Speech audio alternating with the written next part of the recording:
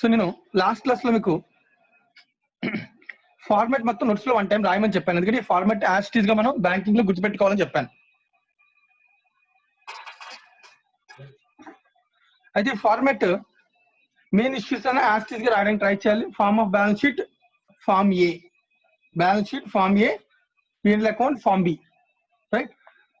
దీనిలో schedules balance sheet నుంచి start అవుతున్నాయి. Observation. So balance sheet, so balance sheet లో మళ్ళీ current year previous year 2 years ని రిప్రజెంట్ చేయాలి. సేమ్ షెడ్యూల్ 3 ఫార్మాట్ లో కూడా ఇంతే కదా. సో 2 years అమౌంట్స్ మనం రిప్రజెంట్ చేయాలి. ఒకటి కరెంట్ ఇయర్, రెండోది ప్రీవియస్ ఇయర్. షెడ్యూల్స్ అన్ని కూడా అబ్జర్వ్ చేయండి. ఫస్ట్ బ్యాలెన్స్ షీట్ లో 12 షెడ్యూల్స్ ఉన్నాయి, రైట్. P&L అకౌంట్ లో 4 షెడ్యూల్స్ ఉన్నాయి. టోటల్ 16 షెడ్యూల్స్ దీనిలో కనబడుతున్నాయి. బట్ యాక్చువల్ గా 17 and 18 షెడ్యూల్స్ కూడా ఉంటున్నాయి, అవి మనకి లేవు, ఇప్పుడు అవసరం లేదు, రైట్ నాన్న. సో 17 and 18, సో మొత్తం 18 షెడ్యూల్స్ ఉంటాయి నాన్న. అయితే 18 షెడ్యూల్స్ లో 16 మాత్రమే మనం ఫార్మాట్ లో ఉంటాయి. సో ఈ రెండు ఏంటంటే నోట్స్ నాన్న, ఇది మనకి నోట్స్ అనేది మనకి లేదు. సో కాబట్టి వీటి గురించి మనం డిస్కస్ చేయాల్సిన అవసరం లేదు. సో మనకు ఉన్నది 16 షెడ్యూల్స్ ఉన్నాయి. ఫార్మాట్ లో ఉన్న 16 షెడ్యూల్స్ ని గుర్తుపెట్టుకోవాలి, right. Next, so balance sheet లో ఉన్న 12 షెడ్యూల్స్ కూడా నువ్వు అబ్జర్వ్ చేస్తే 11 within the balance sheet, ఒకటి outside the balance sheet ఉంది. ఆ ఒకటి కూడా ఏంటన్నది కంటింజెంట్ లయబిలిటీస్ ఉన్నాను. కంటింజెంట్ లయబిలిటీస్ లో ఆల్రెడీ మనం ఫార్మాట్ లో ఒక స్కెడ్యూల్ ఒకటి మనం డిస్కస్ చేసాం. ఈ స్కెడ్యూల్ లో ఒకటి డిస్కస్ చేసాం. ఏంటన్నది ఆక్సిజన్ 12 స్కెడ్యూల్ లో కంటింజెంట్ లయబిలిటీస్ లో ఒక అడ్జస్ట్మెంట్ నేర్చుకున్నాం. Acceptance, endorsement and other obligations, right. So ఇంకా చాలా ఉంటాయి, బట్ ఒకటి acceptance, endorsement and other obligations.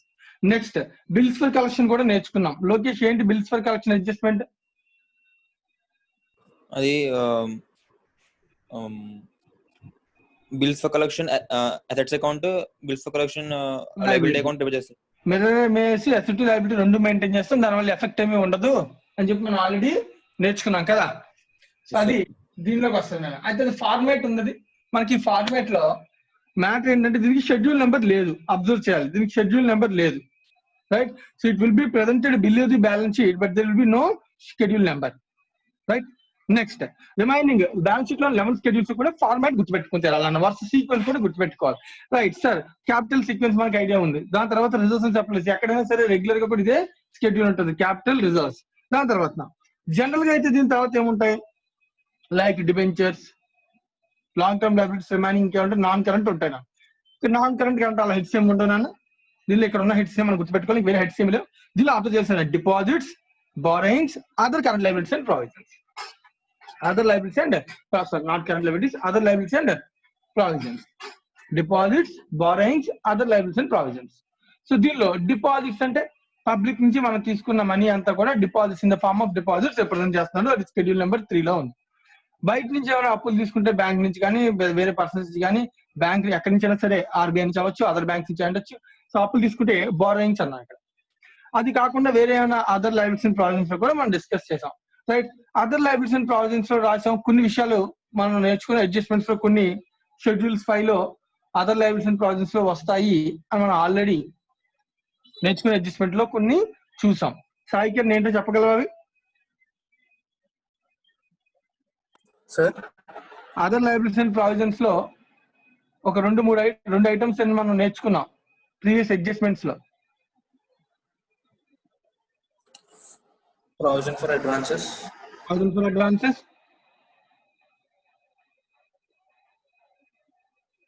ఇంకొకటి కూడా ఉంటుంది, other liabilities and provisions schedule లో కనబడుతుంది. అదని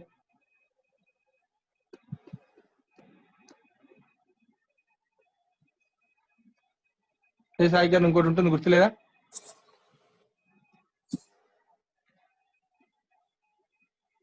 ఇంకో కాన్సెప్ట్, సాయి కిరణ్ నా వాయిస్ వస్తుందా? గుర్తులేదా? ఇంకోటి రిబేట్ అని తెలిసిందా? Rebate is also liability. It will be shown under the head other liabilities and provisions కదా, రైట్. 5 షెడ్యూల్స్ అబ్జర్వ్ చేస్తే కనుక ఇవి 5 కూడా గుర్తుపెట్టుకోవడానికి యాజ్ పర్ ది సీక్వెన్స్ గుర్తుండిపోతున్నాను. ఈ ఫార్మాట్ అస్సలు మిస్ చేయకూడదు, ఈ సీక్వెన్స్ లోనే వెళ్ళాలి. నెక్స్ట్ జనరల్ గా అసెట్స్ కి అబ్జర్వ్ చేస్తే శశాంక్ సార్ శశాంక్ ఈ అసెట్స్ లో ఇక్కడ ఉన్న నేను చదివిన తర్వాత నీకు అర్థమైన ఫస్ట్ అబ్జర్వేషన్ అంటే చూడు. For example cash and balances with RBI, balance with banks and money at call short notice, investments, advances, fixed assets, other assets. ఈ సీక్వెన్స్ ఎలాంటి sequence? First current assets sir. దీన్ని మనం అంటామన్నా లిక్విడిటీ అప్రోచ్ అంటాం. గుర్తుంటే liquidity approach, permanency approach అని 2 approaches ఉంటాయి. Presentation of balance sheet లో foundation లో మనం నేర్చుకుంటాం. Permanence approach, regular schedule 3 balance sheet అంతా కూడా పర్మనెన్స్ అప్రోచ్ అంటే పైన ఫస్ట్ నాన్ కరెంట్ అసెట్స్ తర్వాత కరెంట్ అసెట్స్ ఉంటాయి. బ్యాలెన్స్ షీట్ బ్యాంకింగ్ లో ఫస్ట్ కరెంట్ ఉంటాయి, తర్వాత నాన్ కరెంట్ ఉంటాయి. లిక్విడిటీ అంటే ఏది తొందరగా లిక్విడ్ ఫామ్ లో కన్వర్ట్ చేయగలమో వాటిని ఫస్ట్ రాసుకుంటూ వెళ్తాం. రైట్? సో గుర్తుపెట్టుకోవాలి. సో మనకి లిక్విడ్ ఫామ్ ఏంటంటే cash and balances with RBI అంటే cash balance and balance with RBI 2 కూడా దీనిలోకి వస్తాయి. Balance with banks and money at call short notice schedule number 7. Other banks ఉన్న డబ్బులు కూడా చాలా స్పీడ్ గా లిక్విడ్ ఫామ్ లో ఉన్నట్టే. దాని తర్వాత sequence investments, advances, fixed assets, other assets. So ఇవి గుర్తుపెట్టుకోవాలని investments, advances, fixed assets, current assets, other assets. ఇవి 4 కూడా యాజ్ అ సీక్వెన్స్ కింద గుర్తుపెట్టుకోవాలి. సో మొత్తం 11 పాయింట్స్ అవుతాయి. కంటింజెంట్ లయబిలిటీస్ 12, అది with in below the balance sheet, not with in the balance sheet. ఇది బ్యాలెన్స్ షీట్ లో ఉన్నటువంటి 12 షెడ్యూల్స్ అన్న ఇవి యాస్టిజ్ గా మనం గుర్తుపెట్టుకోవాలి. సో దీని లోపల ఇంటర్నల్ మ్యాటర్ మళ్ళీ డిస్కస్ చేద్దాం. ఫస్ట్ ఈ ఫార్మాట్ గుర్తుపెట్టుకుంటే తర్వాత మనం ఇంటర్నల్ గా ఆ షెడ్యూల్ ఏంటి, దాని లోపల ఏమున్నాయి, వాటిని ఎంతవరకు ప్రజెంట్ చేయగలం వాటి గురించి మళ్ళీ డిస్కస్ చేద్దాం. రైట్? ఫార్మ్ ఏలో ఎన్ని షెడ్యూల్స్ అన్నా బ్యాలెన్స్ షీట్ లో 12 షెడ్యూల్స్. దానిలో లయబిలిటీస్ అని 5, అసెట్స్ అని 6 to 10, so that is 5. Right?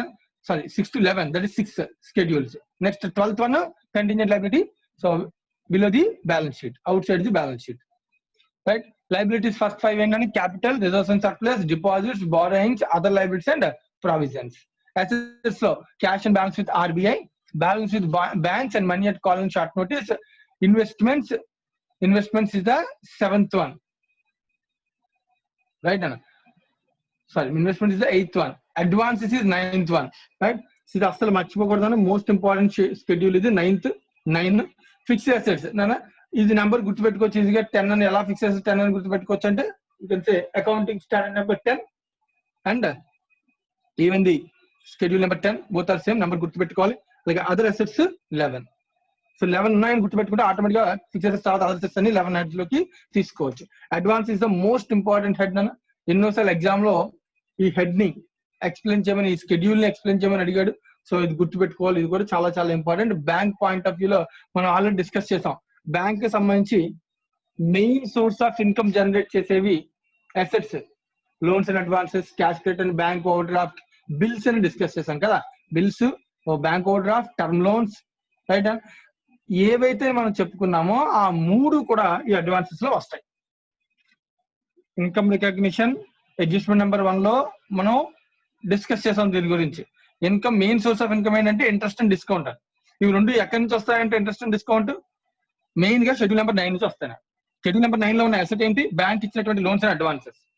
Advances అంటే లోన్స్ అండ్ అడ్వాన్సెస్. రైట్? ఇది balance sheet form A. Next form B, P&L account. So P&L account చాలా ఈజీగా గుర్తుపెట్టుకోవచ్చు. 4 షెడ్యూల్స్ ఉన్నాయి. దానిలో ఇన్కమ్ సైడ్ నుంచి 2, ఎక్స్పెండిచర్ సైడ్ నుంచి 2 ఉన్నాయి. ఇన్కమ్ సైడ్ నుంచి 2, ఒకటి ఇంట్రెస్ట్ కి సంబంధించిన ఇన్కమ్, ఇంట్రెస్ట్ కానీ ఏదైనా ఇంకా అదర్ ఇన్కమ్. నేను ముందు చెప్పిన interest is main source of income, it will be shown separately. ఇది కాకుండా ఏ అదర్ ఇన్కమ్ అయినా 14 షెడ్యూల్ లోకి వెళ్ళింది. 13, 14. సో 12 బ్యాలెన్స్ షీట్ తో క్లోజ్ అయింది. 13 and 14 ఎక్స్పెండిచర్ లో కూడా interest expenditure, other operating expenditure అని అదర్ అనకూడదు, ఆపరేటింగ్ ఎక్స్పెండిచర్. అయితే ఇక్కడ అబ్జర్వ్ చేస్తే ఇంకొకటి వితౌట్ ఎనీ షెడ్యూల్ ఒక హెడ్ ఉందన్న expenditure, that is provisions. So మనం ఏదైనా ప్రావిజన్ క్రియేట్ చేస్తే P&L నుంచి ప్రావిజన్ క్రియేట్ చేయాలి కదా. సో P&L టు ప్రావిజన్ అంటాం. లైక్ ప్రావిజన్ ఫర్ అడ్వాన్సెస్ ఉంది, P&L టు ప్రావిజన్ అంటాం. సో P&L లో ఆ ప్రావిజన్ ఎక్కడ రాస్తాం? అది బ్యాలెన్స్ షీట్ లో provisions, other liabilities and provisions head లో, other liabilities and provisions head లో షెడ్యూల్ నెంబర్ 5 లో అది కనబడుతుంది. రైట్? ప్రావిజన్స్ అండ్ కంటింజెన్సీస్ అది షెడ్యూల్ అనేది ఉండదు నా దానికి, nil schedule, no schedule. So total, so income total, expenditure total, income total, expenditure total. So A - B will give us profit and loss for the, జాగ్రత్తగా అబ్జర్వ్ చేయండి. Profit and loss అని head పెట్టాను. దానిలో 2 parts ఉన్నాయి. So net profit for the year, for this year అంటే it is for assuming this total A, this total B, it is A - B, income minus expenditure current year. This the second part observe చేయాలి. Profit and loss brought forward అంటే previous year లో కూడా ఉండొచ్చు profit. So previous year లో కూడా profit ఉండొచ్చు. ఆ profit కూడా తీసుకొచ్చి ఇక్కడ రాసుకుంటే అప్పుడు టోటల్ ప్రాఫిట్ వస్తుంది. సో ఇది కరెంట్ ఇయర్ అంటే కరెంట్ ఇయర్ లో కరెంట్ ఇయర్ ఉంటుంది, ఇది ప్రీవియస్ ఇయర్ ఉంటుంది. మరి ప్రీవియస్ ఇయర్ కాలంలో ప్రీవియస్ ఇయర్ ఉంటుంది, ఆ బిఫోర్ ప్రీవియస్ ఇయర్ ఉంటుంది. సో ఇక్కడ net profit for the year అంటే ప్రీవియస్ ఇయర్ లో లాస్ట్ ఇయర్. ఫర్ ఎగ్జాంపుల్ మనం 2020-21 లో ఉన్నాం అనుకున్నాను. ఇది 2020-21 ప్రాఫిట్. ఇదేంటిది 2019-20 ప్రాఫిట్. ఈ 1920 ఇక్కడ మనం ప్రిపేర్ చేస్తున్నాం. సో కాబట్టి ఇక్కడ 2019-20 కరెంట్ ఇయర్ అవుద్ది. దీని ప్రీవియస్ ఇయర్ 2018-19 అవుతుంది. అబ్జర్వ్ చేస్తున్నాను 2018-19 అవుతుంది. రైట్. సో ఈ అబ్జర్వేషన్ ఉండాలి.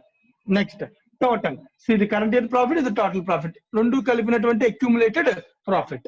This total is an accumulated profit. మరి టోటల్ ప్రాఫిట్ లోంచి మనం ఏమైనా అప్రాప్రియేషన్స్ చేయాలా అంటే transfer to statutory reserve most important appropriation. Point number 4 appropriation. So P&L account లో మొత్తం 4 పార్ట్స్ ఉన్నాయి. First part income, second part expenditure, third part profit and loss, fourth part appropriation. So appropriation లో statutory reserve. Akshay Jain. Yes, sir. Statutory reserve మీద మనం already ఒక adjustment నేర్చుకున్నాం. ఏంటన్నది Statutory reserve.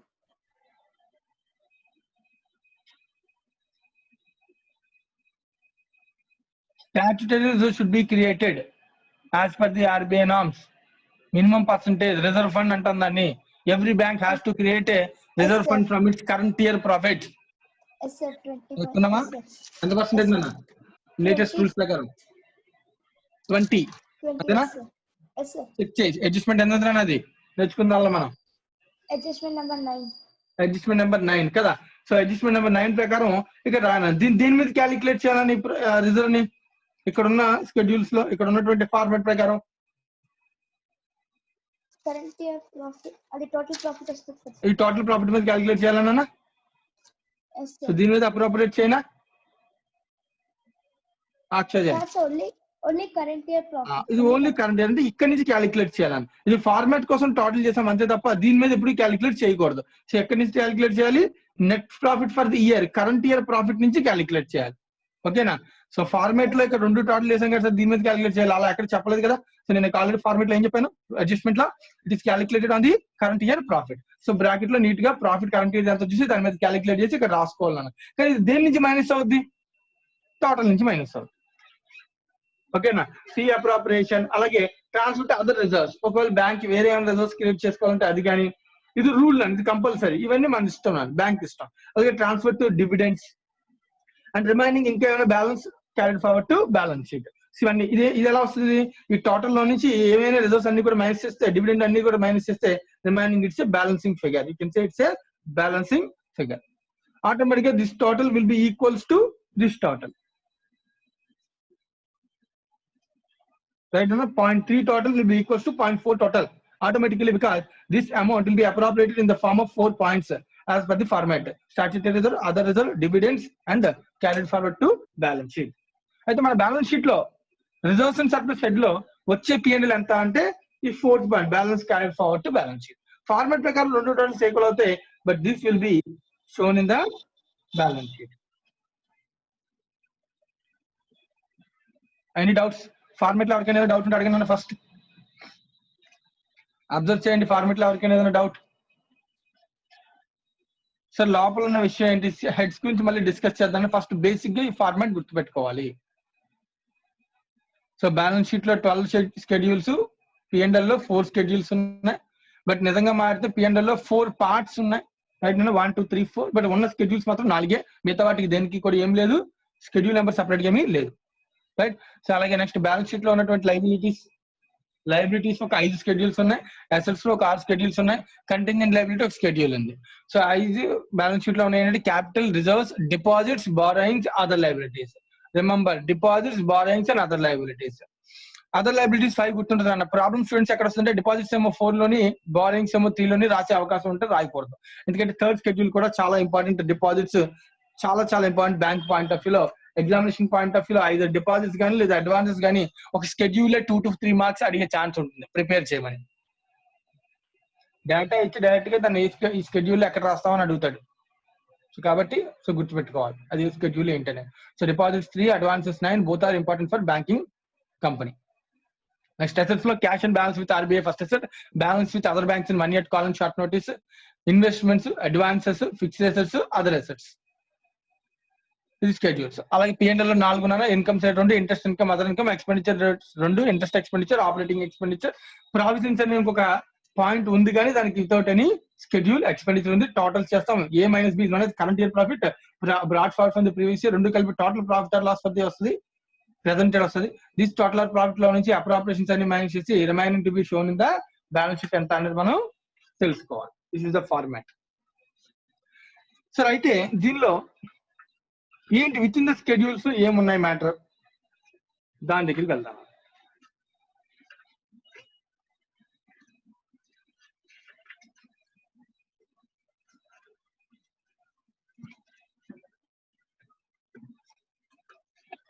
Just over view ఇస్తున్నాం అంతా కూడా. ఇదంతా కూడా నోట్స్ లో అందరూ గుర్తుపెట్టుకోవాల్సిన విషయాలు.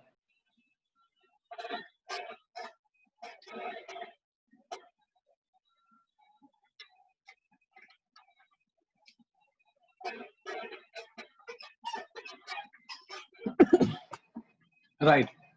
అనెక్సర్ నెంబర్ 1 మనకి అనెక్సర్ లో అనెక్సర్ అనేది for explaining the schedules. Schedules farming part of balance sheet. First channel schedules farming part of balance sheet. నువ్వు బ్యాలెన్స్ షీట్ ప్రిపేర్ చేయాలంటే స్కెడ్యూల్ కూడా తయారు చేయాలని అర్థం. ఫార్మింగ్ పార్ట్ దానిలో భాగమే, కామన్ అది. Schedule number 1 capital. సో దీనిలో ఇవి మనకి అవసరం లేదు. అదర్ కమర్షియల్ బ్యాంక్స్ కాబట్టి foreign banks outside India, so nationalise అంటే government owned, government fund aside ఉంటుంది. సో గవర్నమెంట్ ఫండెడ్ బ్యాంక్ అయితే కనుక సపరేట్ గా దాని ఫండ్ ఎంతో, గవర్నమెంట్ ఫండ్ ఎంతో చెప్పాలి, దాంతో పాటుగా రిమైనింగ్ క్యాపిటల్ ఎంతో చెప్పాలి. అయితే ఇది మనకి ప్రెజెంటేషన్ లో రిక్వైర్మెంట్ కాదు. మెయిన్ గా మనకి ఇది నాన్న అదర్ కమర్షియల్ బ్యాంక్స్ అన్ని హెడ్ లోకి వచ్చేస్తాయి. దీనిలో సింపుల్ గా ఈ ఫార్మాట్ మనకు ఆల్రెడీ ఐడియా ఉంది. లైక్ ఏంటంటే క్యాపిటల్ అంటే మనం ఎలా ప్రజెంట్ చేస్తాం, క్యాపిటల్ ని 5 హెడ్స్ ఉంటాయి. Authorised capital, issued capital, subscribe capital, called up capital, less calls unpaid, that is called called up capital నుంచి unpaid calls is called and paid up capital అంటాం. Separate head పెట్టలేదు, so minus చేసాడు. దాంతో పాటు forfeit ఏమైనా చేస్తే shares ని, అది కూడా క్యాపిటల్ కాబట్టి దాన్ని కూడా ఫార్మాట్ లో యాడ్ చేశాడు. సో మనకి రెగ్యులర్ గా ఉన్నటువంటి ఫార్మాట్ నన్ను క్యాపిటల్ అంటే ఏమంటే 5 హెడ్స్ ఉంటాయి కదా, authorise, issued, subscribe, called up, paid up. So paid up refers to called up minus ADS. So అదే ఇక్కడ ఏమైనా రాశారు, called up minus calls unpaid, forfeited shares. Forfeited shares is an additional point in the schedule number 1. Observation. So regular format so దీన్ని గుర్తుపెట్టుకోవాల్సిన అవసరం లేదు, నీకు అర్థమై గుర్తుండిపోతుంది. Schedule number 2 reserves and surplus. చాలా రిజర్వ్స్ ఉండొచ్చు బ్యాంక్. అయితే ఇక్కడ గుర్తుపెట్టుకోవాల్సిన ఫార్మాట్ లో ఏ స్కెడ్యూల్ అయినా, స్కెడ్యూల్ నెంబర్ 2 లో ఏ హెడ్ అయినా it should be shown with 3 important points. Right. Opening balance ఎంత, what is an addition. Addition అంటే అనేది ఎక్కడి నుంచి వస్తుంది, కరెంట్ ఇయర్ P&L లో అప్రాపరేషన్ ఇందాక మనం చూసాం కదా, P&L ఫార్మాట్ లో అప్రాపరేషన్ ఉంది కదా. For example profit for the year లో కరెంట్ ప్రాఫిట్ లోంచి 20% స్టాట్యూటరీ రిజర్వ్ ట్రాన్స్ఫర్ చేయాలనుకున్నాం. స్టాట్యూటరీ రిజర్వ్ కి ట్రాన్స్ఫర్ చేస్తే P&L నుంచి మైనస్ అవుతుంది, మరి ఇది ఎక్కడికి వచ్చి యాడ్ అవుతుంది, ఇక్కడికి వచ్చి యాడ్ అవుతుంది statutory reserve. Deductions for the during the year, so maybe దీనికని యూటిలైజ్ చేస్తే డిడక్షన్స్ అనే ఉంటాయి. అదే క్వశ్చన్ లో స్పెసిఫిక్ గా చెప్పాలి. So opening, addition, deduction, so 3 కంపల్సరీగా ప్రతి రిజర్వ్ కి. It can be capital reserve, it can be securities premium, it can be statutory reserve, it can be other reserve, what it may be, it can be P&L. And P&L balance in P&L account కి opening, edition ఇవన్నీ ఎందుకు రాయలేదు అంటే ఇది already format ఉంది కదా, form B కదా ఇది. ఫామ్ బి లో balance carried forward to balance sheet అని ఆల్రెడీ అంతా తయారు చేస్తాం కాబట్టి ఇంక ఇదంతా చేయాల్సిన అవసరం లేదు. అది డైరెక్ట్ గా అక్కడి నుంచి ఇక్కడికి వచ్చేస్తుంది అమౌంట్. మా అర్థమవుతుందా? మన P&L అకౌంట్ ఫామ్ బి నుంచి డైరెక్ట్ గా balance carried over to balance sheet అని చెప్పి ఇందాక మనం లాస్ట్ లో ఇక్కడ రాసాం కదా, balance carried over to balance sheet అంటే ఇక్కడ నుంచి డైరెక్ట్ గా ఎక్కడి నుంచి ఎక్కడికి వస్తుంది, స్కెడ్యూల్ లో యాడ్ అయిపోతుంది, స్కెడ్యూల్ నెంబర్ 2 లో యాడ్ అయిపోతుంది. ఇవంతా ఇది కూడా రెగ్యులర్ పాయింట్స్ కదా, ఇవన్నీ మనకు ఆల్రెడీ తెలుసు. ఒకే ఒక రిజర్వ్ కొత్తగా కనబడుతుంది, కానీ ఈ రిజర్వ్ ఏంటో కూడా మనం ఆల్రెడీ అడ్జస్ట్మెంట్ నెంబర్ 9 ద్వారా నేర్చుకున్నాం. Right. Next schedule 3 deposits. Right. Public money ఇచ్చినప్పుడు పబ్లిక్ బ్యాంక్ కి డిపాజిట్స్ రూపంలో దాచుకుంటే డబ్బులు, దాన్ని అబ్జర్వ్ చేయాలి. ఏ ఒక పాయింట్ పెట్టాడు, దానిలో 3 ఉన్నాయన్న. Demand deposits 1, 2, 3. Demand deposit, saving deposit, term deposit 2. ఇంకొకటి కూడా ఉందన్న head, B head. So A head, B head, right. So B head లో deposits with branches in India, deposits of branches outside India. So నువ్వు observe చేస్తే ఈ head లో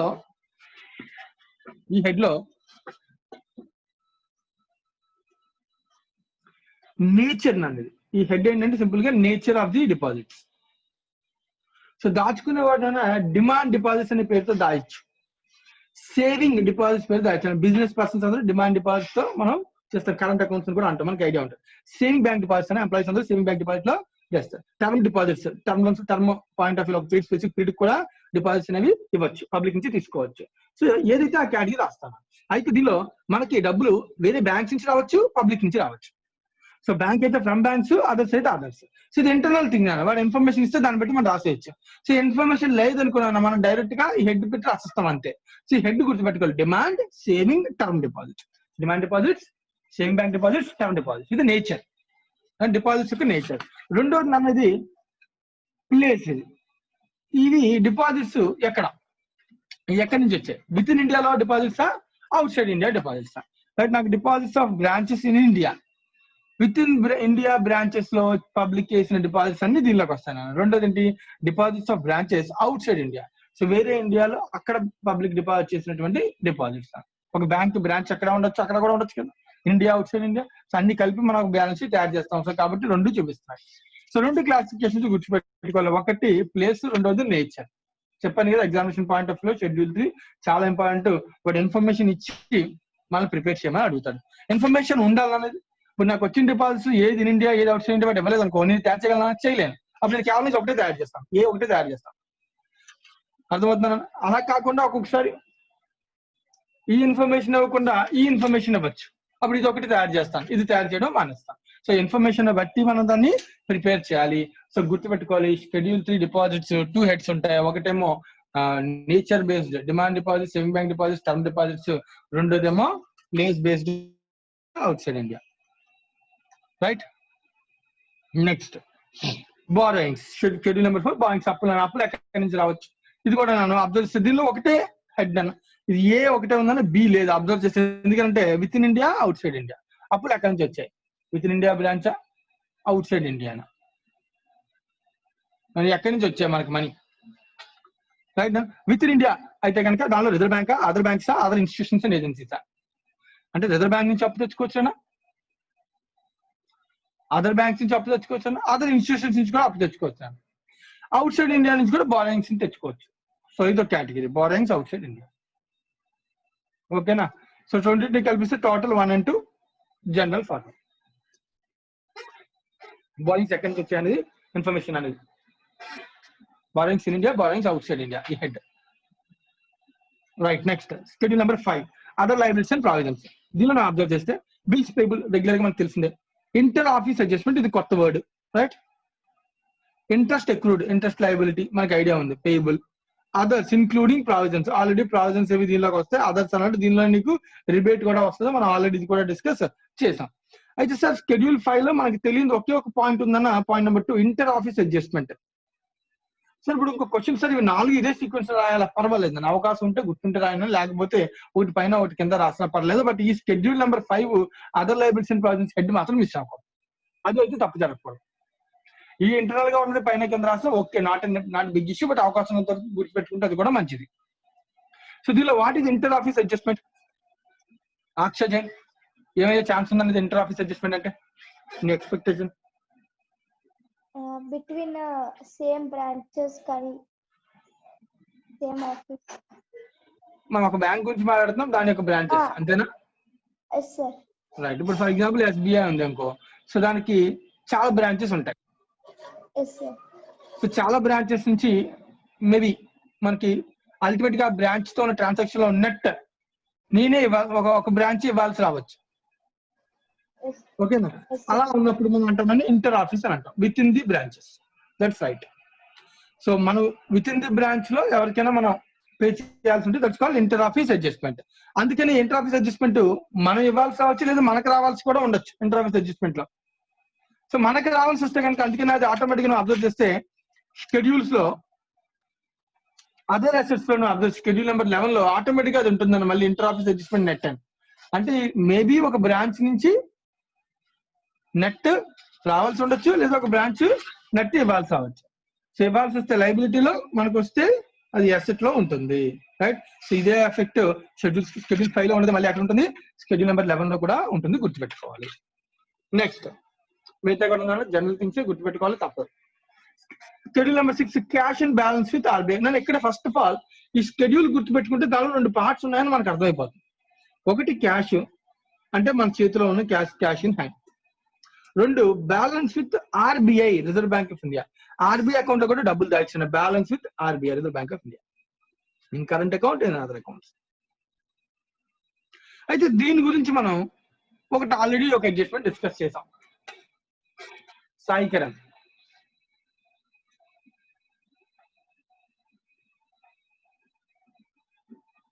sir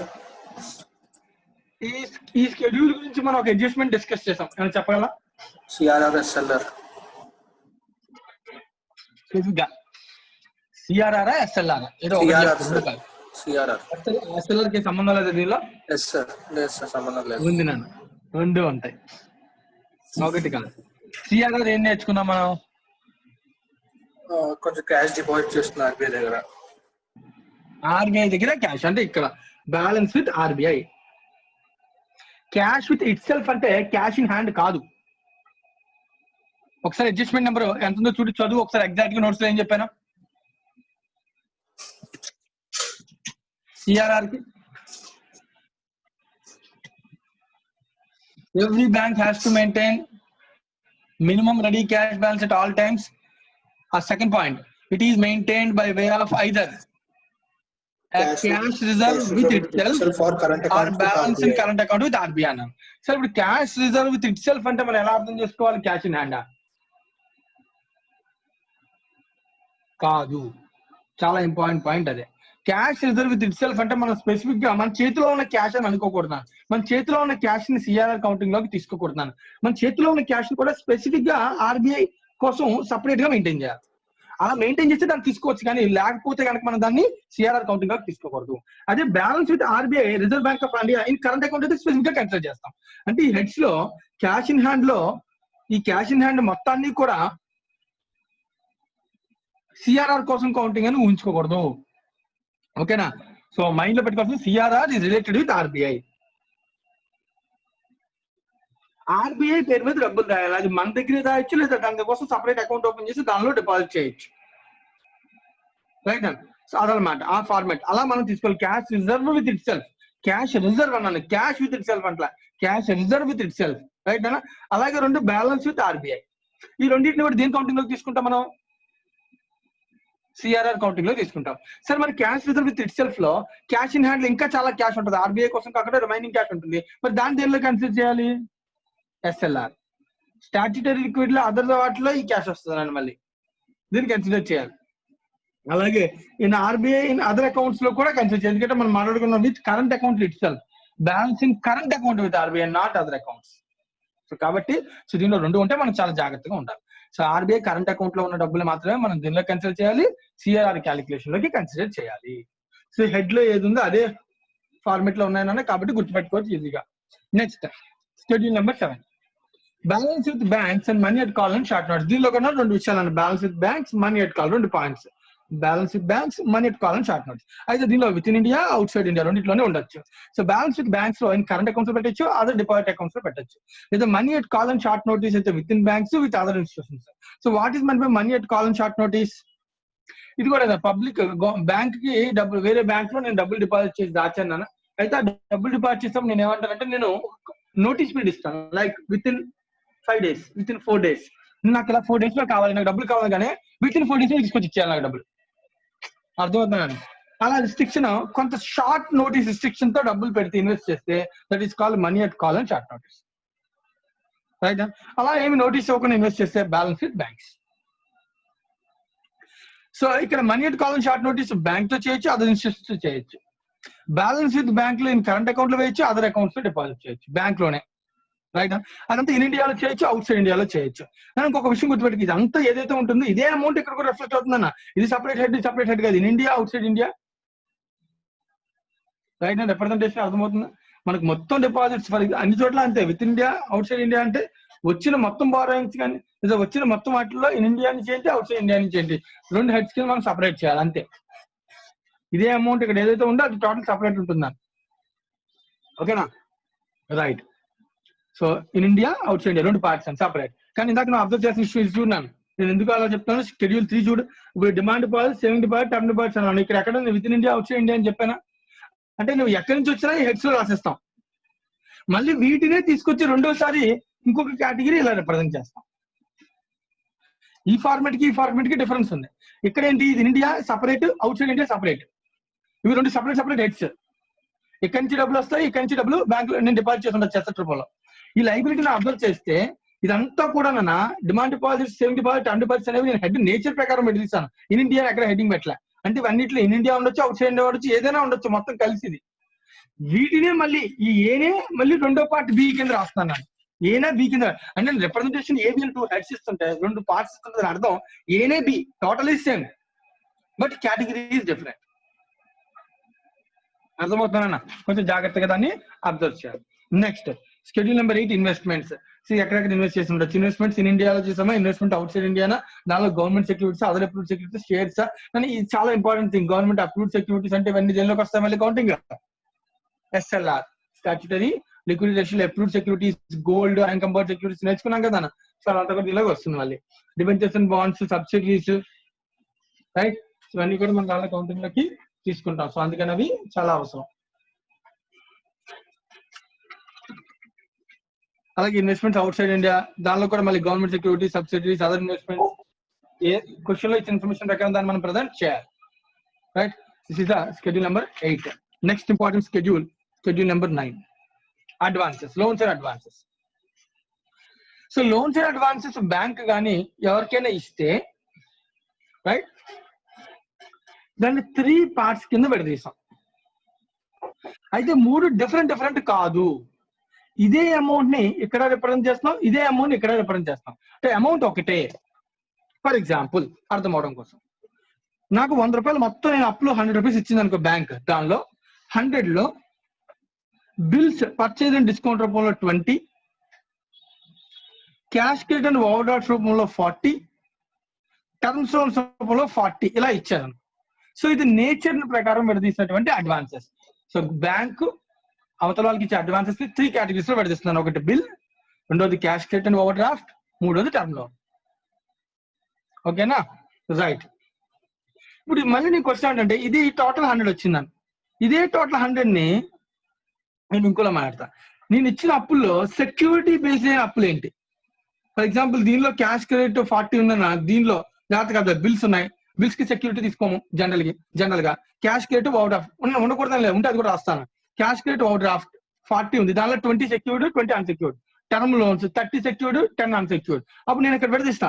secured లో ఏమొస్తాయి, దీనిలో ఒక 20, దీనిలో 30 అంటే 50, secured 50, covered by government guarantee అని ఉందా, ఫర్ ఎగ్జాంపుల్ ఒక 10, అన్సెక్యూర్డ్ ఎంత, రిమైనింగ్ 30. అదంశం నేను అజ్యూమ్ చేశాను, కానీ అల్టిమేట్ గా అబ్జర్వ్ ఇదే 100 కదా ఇక్కడ కూడా వస్తుంది. అంటే ఒకే అమౌంట్ ని 3 హెడ్స్ లో రిప్రజెంట్ చేయడం అనమాట. ఇందాకే చెప్పాను నేను. ఇది వేరు, మళ్ళీ నువ్వు దీన్ని ఇలా ఇక్కడ అర్థం చేసుకోవచ్చు. ఇక్కడ నువ్వు సపరేట్ చేస్తుంటే సపరేట్ పార్ట్స్, ఏబి రెండు కాదు. అందుకని ఏబి అని వాడాడు, ఇక్కడ 1, 2 అని వాడతాను. అబ్జర్వ్ చేయి. సో 1, 2 నెంబర్స్ పడతా అంటే ఇది సపరేట్ డబ్బులు. ఇదే అమౌంట్ ని 2 రకాలుగా ఎడిషనల్ ఇంకో 2 కేటగిరీస్ దాన్ని రిప్రజెంట్ చేయడం. చూడు, ఇదే 100 రూపీస్ లో what is in India, what is out side India నేను మాట్లాడాను అనుకో. ఇన్ ఇండియాలో 50 వచ్చినాయి, అవుట్ సైడ్ ఇండియా 50 వచ్చినాయి, ఉండకూడదా? నేను ఇచ్చిన అప్పుల్లో in India 50, outside India 50 ఉండకూడదా? ఉండొచ్చు. So ABC is the same amount represented in 3 parts. So నేను ఫర్ ఎగ్జాంపుల్ బిల్స్ పర్చేజ్ చేశాను, అవన్నీ ఇన్ ఇండియా బిల్స్ అంటే దీనిలో వస్తాయి. Advances in India. అదర్స్ ఎందుకంటే ఇదేమి పబ్లిక్ సెక్టర్ బ్యాంక్స్ కాదు, బిల్స్ అనేది public. Others cash credit and overdraft అన్నాను. Cash credit and overdraft అనేది ఇన్ ఇండియా ఉండొచ్చు, అవుట్ సైడ్ ఇండియా అవచ్చు. ఇన్ ఇండియాలో cash credit and overdraft ఎవరికి ఇచ్చాం? పబ్లిక్ సెక్టర్ కి ఇచ్చామా? Public sector bank, priority sector బ్యాంక్సా, అదర్సా సపరేట్ చేయాలి. రైట్. అలాగే సేమ్ ప్రొసీజర్ లో అవుట్ సైడ్ ఇండియా కూడా మనం దాన్ని సపరేట్ చేయాలి. సో ప్లేస్ ని బట్టి సపరేట్ చేయాలి, సెక్యూరిటీని బట్టి ప్లస్ సపరేట్ చేయాలి, నేచర్ ని బట్టి సపరేట్ చేయాలి. 3 categories. A is a nature, B is a security base, C is a place. But same amount is represented in 3 times. Schedule number 9 representation. Any doubts?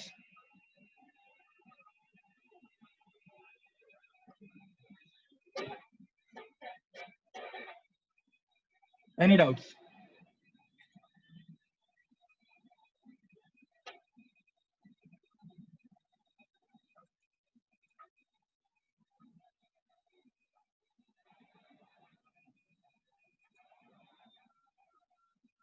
Right.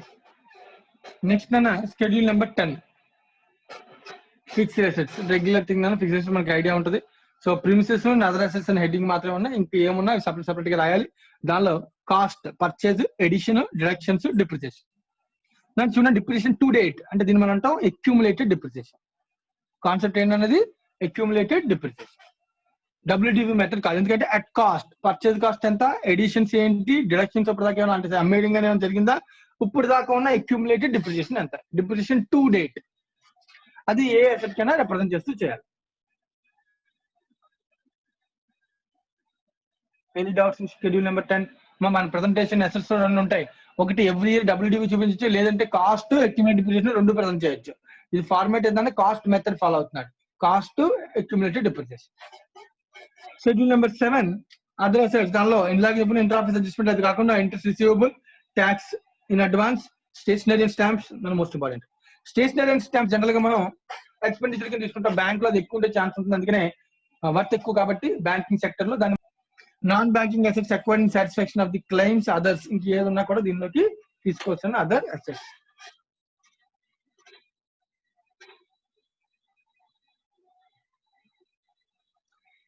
Schedule number 12 ఇది ఒక important. నన్ను ఇప్పటికి నేను 2 schedules చెప్పాను important అని, ఒకటి 3, ఒకటి 9. 3 is a liability related to deposits. Examination point of view లో separate గా షెడ్యూల్ తయారు చేయమని అడగచ్చు. 9 is related to advances, assets లో presentation. Deposits లో 2 presentations ఉన్నాయి, A and B. Nature, place. Advances లో ABC 3 పార్ట్స్ ఉన్నాయి, nature, security, place. Right, presentation. అలాగే ఇప్పుడు ఇంకొకటి నన్ను ఇంపార్టెంట్ ఒకసారి అడిగాను నేను, ఇది కూడా ఎగ్జామినేషన్ లో కంటింజెంట్ లయబిలిటీస్ లో ఏమేమి వస్తాయో అవన్నీ కూడా రాయండి అని అడిగాను. Schedule number 12. ఈ కంటింజెంట్ లయబిలిటీస్ మనకు ఆల్రెడీ తెలిసింది ఒకటి, and that is acceptances, endorsement and other obligations. It is point number 5. ఇది కాకుండా అబ్జర్వ్ చేస్తే claims against the bank not acknowledged as debts. So ఎవరైనా బ్యాంక్ మీద ఏదైనా క్లెయిమ్ పెట్టాడు, అవి ఇంకా లయబిలిటీ కింద అవ్వలేదు, కేసు వేసాడు ఎవరు మనకి బ్యాంక్ మీద, బ్యాంక్ నుంచి డబ్బులు రావాలి అని, అది ఇంకా కన్ఫర్మ్ అవ్వలేదు. సో అది కన్ఫర్మ్ అవ్వనంత వరకు అది లయబిలిటీ కాదు. ఏం లయబిలిటీ అవుతుంది? Contingent liability. 2, liability for partly paid investments. So ఏదైనా ఇన్వెస్ట్ చేశాను, దానిలో పార్ట్లీ పెయిడ్, ఫుల్లీ పెయిడ్ కాదు అన్నది. లైక్ 10 రూపీస్ ఇన్వెస్ట్మెంట్ లో అది 8 రూపీస్ కాల్డ్ అప్ చేశారు, ఇంకో 2 రూపీస్ కాల్డ్ అప్ చేయాలి. మరి 2 రూపీస్ ఎప్పుడు కాల్డ్ అప్ చేస్తారో, ఫ్యూచర్ లో ఎప్పుడైనా కాల్ చేయొచ్చు. అంటే ప్రస్తుతానికి అయితే లయబిలిటీ కాదు, కానీ ఫ్యూచర్ లో మనకి లయబిలిటీ అవ్వచ్చు కంపెనీ పిలిస్తే. సో కాబట్టి అప్పటి వరకు అది ఏడ్లో ఉండాలి, liability for partly paid investments. Next, liability on account of out standing forward exchange contracts. Forward exchange contracts లోకి రైట్ ఫ్యూచర్ లో ఏమవుతుంది, ఫ్యూచర్ కాంట్రాక్ట్స్ లోకి ఎంటర్ అవ్వచ్చు. అలా ఎంటర్ అయితే ఫ్యూచర్ లో లాస్ వస్తుందో గెయిన్ వస్తుందో ముందు మనం చెప్పలేము. ఆ ఫార్వర్డ్ ఎక్స్చేంజ్ కాంట్రాక్ట్స్ లో కూడా మనకి ఏముండొచ్చు అన్న, కంటింజెంట్ లయబిలిటీ అరైజ్ అవ్వచ్చు. సో అది కూడా ఇక్కడ చూపిస్తున్నాడు. సో గుర్తుపెట్టుకోవాలి, outstanding forward exchange contracts. Guarantees ఇవ్వచ్చు, any guarantee, that is also comes under contingent liability. So guarantee ఇస్తాం, పర్ఫెక్ట్ గా అయిపోతే గ్యారంటీ క్యాన్సిల్ అయిపోద్ది. ఒకవేళ ఈ 2 డేట్ కి ఒక గ్యారంటీ ఇచ్చాం, ఇంకా అది ఈ 2 డేట్ కి ఇంకా అది కన్ఫర్మ్ అవ్వాలి, అంటే లైక్ ఏవైతే మనం గ్యారంటీ ఇచ్చామో అది ఇంకా ఫుల్ఫిల్ అవ్వాలి, అప్పటి వరకు అది కంటింజెంట్ లయబిలిటీ ఉంటుంది. ఒకవేళ ఫుల్ఫిల్ అవతల పర్సన్ క్లయింట్ ఫుల్ఫిల్ చేయలేదు అనుకున్నా, మనకు గ్యారంటీ ఇచ్చినటువంటి క్లయింట్ మనకే లయబిలిటీ కూడా అవ్వచ్చు. రైట్, అలాగే next acceptance and endorsement other obligations. దీన్ని ఎలా తయారు చేయాలో ఆల్రెడీ దీనికి ఒక ఫార్మాట్ ఉంది, ఆ ఫార్మాట్ కూడా మనం నేర్చుకున్నాం. Any other items. So main గా 5, 6th one is others 5. Claims against the bank not acknowledged as debts, liability for partly paid investments. And ఒకటి claims against banks, రెండోది partly paid investments, మూడోది outstanding forward exchange contracts, guarantees, acceptance endorsement and other obligations. ఇవి నన్ను మొత్తం 12 schedules balance sheet point of వ్యూలో. ఒకసారి అందరూ జాగ్రత్తగా చూడండి బ్యాలెన్స్ షీట్ లోని షెడ్యూల్స్ అన్నింటిలోని. ఎవరికైనా ఏదైనా డౌట్ ఉంటే అడగండి.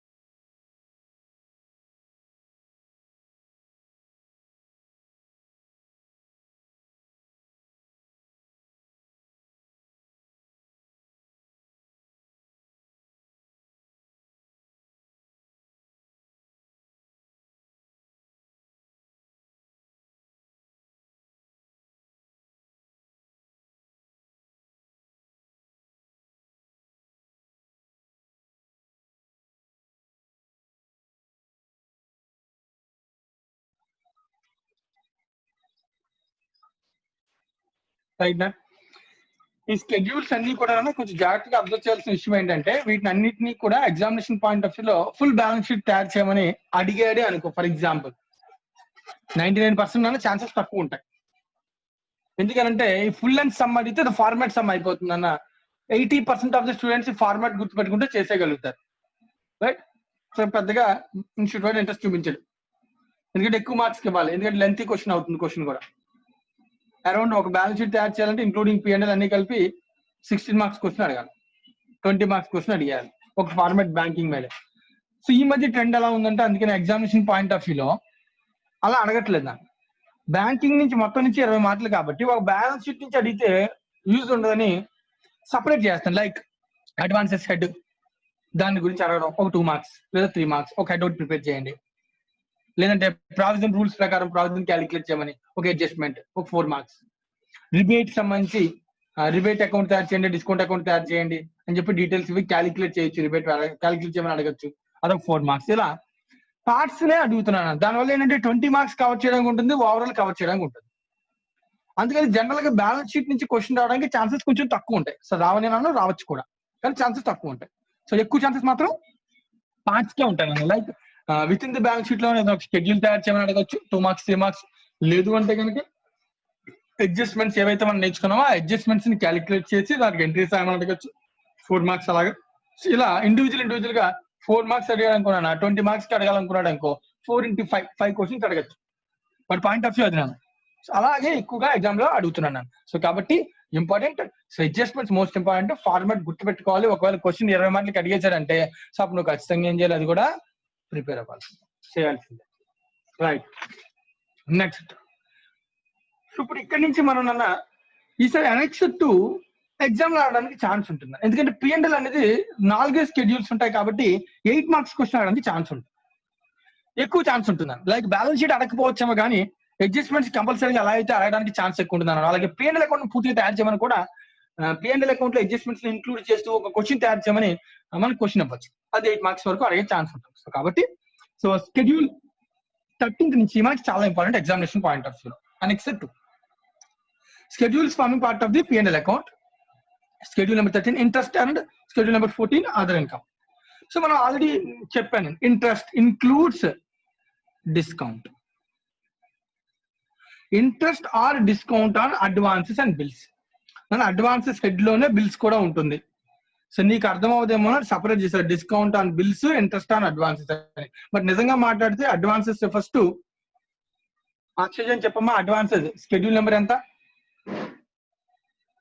Schedule number 9. దానిలో ఉన్న నేచర్ క్లాసిఫికేషన్ చెప్పు. Nature of advances. Sir bills purchased, cash credits, overdraft, term loans. So cash credit, over draft, term loans వచ్చేది ఇంట్రెస్ట్ నాన్న, బిల్స్ మీద వచ్చేది డిస్కౌంట్ నాన్న. సో రెండింటిని కూడా ఇదే హెడ్ లో చూపించేస్తాం. ఓకేనా? Yes sir. Right, thanks. అలాగే ఇన్కమ్ ఫ్రమ్ ఇన్వెస్ట్మెంట్స్, వేరే ఇన్వెస్ట్ చేస్తున్నా దాని మీద ఇంట్రెస్ట్ వస్తాయి నాన్న. అర్థమవుతుందా? ఇంట్రెస్ట్ గురించి మాట్లాడుతున్నాడు. Interest on balance with RBI and other banks. నేను వేరే బ్యాంక్ లో డబ్బులు డిపాజిట్ చేస్తాను, దాని మీద interest. So any interest will be shown అంటది schedule number 13 interest term. Schedule number 14 other income. ఇంకా నాకు ఇంట్రెస్ట్ ఇన్కమ్ వీటి మీద కాకుండా వేరే ఏ ఇన్కమ్ లైక్ కమిషన్ రావచ్చు, ఎస్ఎస్ అమ్మేయడం వల్ల ప్రాఫిట్ రావచ్చు. అయితే ఇక్కడ అబ్జర్వ్ చేసిన విషయం మోస్ట్ ఇంపార్టెంట్ పాయింట్ 2 అబ్జర్వ్ చేయను. అందులో profit on sale of investment అభివృద్ధి loss on sale of investment రెండు ఒకేసారి మైనస్ చేస్తాను. ప్రాఫిట్ నుంచి లాస్ ని మైనస్ చేస్తాను. సరే మరి ప్రాఫిట్ నుంచి లాస్ మైనస్ చేస్తే ఫర్ ఎగ్జాంపుల్ నా దగ్గర 2 కేటగిరీస్ ఆఫ్ ఇన్వెస్ట్మెంట్స్ ఉన్నాయి. ఒకటి ఒక ఎక్స్ అనే కంపెనీ, రెండోది వై అనే కంపెనీ. ఎక్స్ అనే కంపెనీలో ఇన్వెస్ట్ చేశాను, వాటిని అమ్మేశాను, నాకు దాని మీద 100 రూపీస్ ప్రాఫిట్ వచ్చింది. వై అనే కంపెనీ ఇన్వెస్ట్మెంట్స్ అమ్మేశాను, దానిలో నాకు 50 రూపీస్ లాస్ వచ్చింది. ఒకసారి 50 రూపీస్ ప్రాఫిట్, 100 రూపీస్ లాస్ ఉంది అనుకో, అంటే నాకు నెట్ వచ్చేది లాస్. మరి లాస్ అనేదాన్ని నేను షెడ్యూల్ నెంబర్ 14 లో చూపించచ్చా అని క్వశ్చన్ అవుతుంది. మరి రావాలి కదా ఇక్కడ ఉన్న ఫార్మాట్ ప్రకారం. ఇన్ ద సేమ్ వే నువ్వు పాయింట్ నెంబర్ 3 కూడా అబ్జర్వ్ చేయను, profit on revaluation, loss on revaluation. So net profit ఉండొచ్చు, నెట్ లాస్ ఉండొచ్చు. మరి ప్రాఫిట్ ఉంటే ఇది ఇన్కమ్ హెడ్ కాబట్టి చూపించచ్చు, మరి లాస్ ఉంటే ఇది ఇన్కమ్ హెడ్ కాదు కదా, ఇక్కడ చూపించచ్చా అని క్వశ్చన్ రైజ్ అవుతున్నాను. కానీ చెప్తున్నాను అన్న, ప్రాఫిట్ ఉంటే పాజిటివ్ నెంబర్ చూపించాలి, లాస్ ఉంటే నెగిటివ్ అని చూపించాలి. బట్ ఈ హెడ్ లోనే చూపించాలి. ఇక్కడ కూడా అంతేనా, ప్రాఫిట్ ఉంటే పాజిటివ్ చూపించాలి, నెగిటివ్ ఉంటే లాస్ వస్తే నెగిటివ్ అని చూపించాలి, నెట్ వాల్యూ. కానీ ఈ హెడ్ లోనే చూపించాలి, ఎందుకంటే దానికి వేరే హెడ్ ఇంకా లేదు. సో ఒక ఇన్వెస్ట్మెంట్ అమ్మినప్పుడు ప్రాఫిట్ అండ్ లాస్ వస్తే ప్రాఫిట్, నెట్ ప్రాఫిట్ మిగిలితే, అంటే అన్ని కేటగిరీస్ అడ్జస్ట్ చేయగా నెట్ గా ప్రాఫిట్ మిగిలితే ఇన్కమ్ హెడ్ లో ఉన్నాం కాబట్టి పాజిటివ్ నెంబర్ చూపిస్తాం. ఒకవేళ నెట్ గా లాస్ వస్తే ఇన్కమ్ హెడ్ లో ఉన్నాం కాబట్టి దాన్ని మైనస్ చేసి ప్రజెంట్ చేస్తాం. సేమ్ వే ఇన్వెస్ట్మెంట్స్ ఇది కూడా, రీవాల్యుయేషన్ కూడా. అలాగే land and buildings, what right map, ఇక్కడ నీకు ప్రజెంట్ చేసే ప్రతిదీ profit minus loss, profit minus loss, profit minus loss. Exchange contract, profit minus loss. Income and బ్యావ్, డివిడెండ్, సబ్సిడీ, అదర్స్ నుంచి వచ్చే dividend, miscellaneous income, what right map, other heads, not an issue.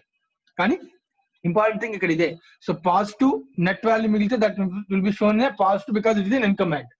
Net value negative వస్తే it will be shown as a negative number in the same schedule. Right, important point అర్థమవుతుందా presentation? Next schedule number 15 interest expenditure. సరే loss వస్తే ఇక్కడ ఏమైనా ఉంటుందా head? ఇక్కడ లేదు అని అందుకని చెప్తున్నాను, మీద యాప్స్ లేదు కాబట్టి ఇక్కడే నెగిటివ్ నెంబర్ చూపించాలని చెప్తున్నాను. Interest expended. సో ఇంట్రెస్ట్ అన్నా మనకి పబ్లిక్ నుంచి వచ్చిన డిపాజిట్స్ ఉంటాయి కదా, షెడ్యూల్ నెంబర్ 3. సో దాని మీద ఇంట్రెస్ట్. నేను పబ్లిక్ నుంచి కాకుండా నేను ఆర్బీఐ దగ్గర కానీ ఇంకేమైనా సరే అప్పులు ఇచ్చుంటే, ఎవరికైనా బారోయింగ్స్ ఇచ్చుంటే దాని మీద interest, other interest. So interest అయితే కనుక అది ఇక్కడ చూపించాను. ఇంట్రెస్ట్ కాకుండా అదర్ ఎక్స్పెన్సెస్ అన్నింటినీ ఆపరేటింగ్ అంటాం. ఒకసారి ఎగ్జామినేషన్ స్కెడ్యూల్ తయారు చేయమన్నా ఈ పేర్లన్నీ గుర్తుపెట్టుకోవాలి. Payment to provision for employees అయినా అంటే salaries, bonuses, allowances, taxes and lighting, rent and rates, taxes, printing and stationery, advertisement, depreciation, director's fee, auditor's fee, law charges, postage, repairs, insurance, other expenditure. So అవకాశం ఉన్నంత వరకు వాడు heads ఇస్తాడు, heads అన్ని రాసుకుంటూ వెళ్ళిపోవడమే. నాకు తెలిసినంత వరకు ఇదన్నీ గుర్తుపెట్టుకోవడం సాధ్యం కాదు, ఇదే సీక్వెన్స్. ఈవెన్ డైరెక్ట్ గా కూడా గుర్తుపెట్టుకోవడం అనేది సాధ్యమైపోయి కాదు నాకు. సో కాబట్టి ముందు అది ఆ హెడ్ లోకి వస్తుందని గుర్తుపెట్టుకోగలిగితే చాలు. అది హెడ్ లోకి వస్తుంది, షెడ్యూల్ నెంబర్ 9 లోకి వస్తుంది, సారీ 16 లోకి వస్తుంది అనే విషయం తెలియాలి. సో దీంతో మనకి P&L షెడ్యూల్స్ కూడా కంప్లీట్ అయిపోయినా అంతే. సో మనకి మిగతాది ఇంకా రిక్వైర్మెంట్ ఏమి కాదు. ఇదంతా కూడా నేను ఏదైతే ఎక్స్ప్లెయిన్ చేశానో ఆ ఇన్ఫర్మేషన్ వాడు ఇన్ డీటెయిల్ గా ఇస్తాడు. నువ్వు కావాలంటే ఒక ఓవర్ వ్యూ కోసం ఒకసారి దీన్ని చదవండి అందరూ వీటిని. రైట్, ఎవరికైనా వీటిలో ఏదైనా వర్డ్ అర్థం కాకపోతే అడగనన్నా అది ఎక్స్ప్లెయిన్ చేస్తాను.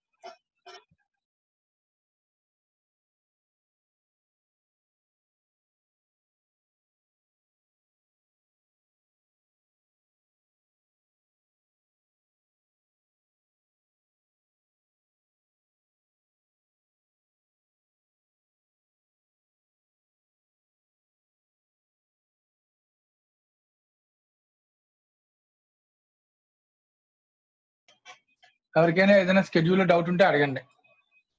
16 షెడ్యూల్స్ గుర్తుపెట్టుకోవాలి. ఇవాళ క్లాస్ కేవలం ఇది ఎక్స్ప్లెయిన్ చేయడం కోసం మాత్రమే తీసుకున్నాను. రైట్, సో జాగ్రత్తగా వీటిని మీరు నంబర్స్ అన్ని గుర్తుపెట్టుకోవాలి, దాని లోపల ఉండే మ్యాటర్ గుర్తుపెట్టుకోవాలి. సో నెక్స్ట్ క్లాస్ లో నేను సమ్స్ చెప్తాను. సమ్స్ చెప్పినప్పుడు నేను ఫార్మాట్ అడుగుతాను, ఇదే షెడ్యూల్ నెంబరు, దీని లోపల మెయిన్ ఇన్ఫర్మేషన్ ఏం ప్రజెంట్ చేయాలి అడుగుతాను. నేను ఏదైతే నీకు చెప్పానో అవన్నీ అడుగుతాను.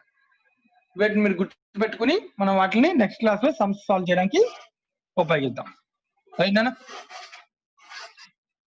రైట్.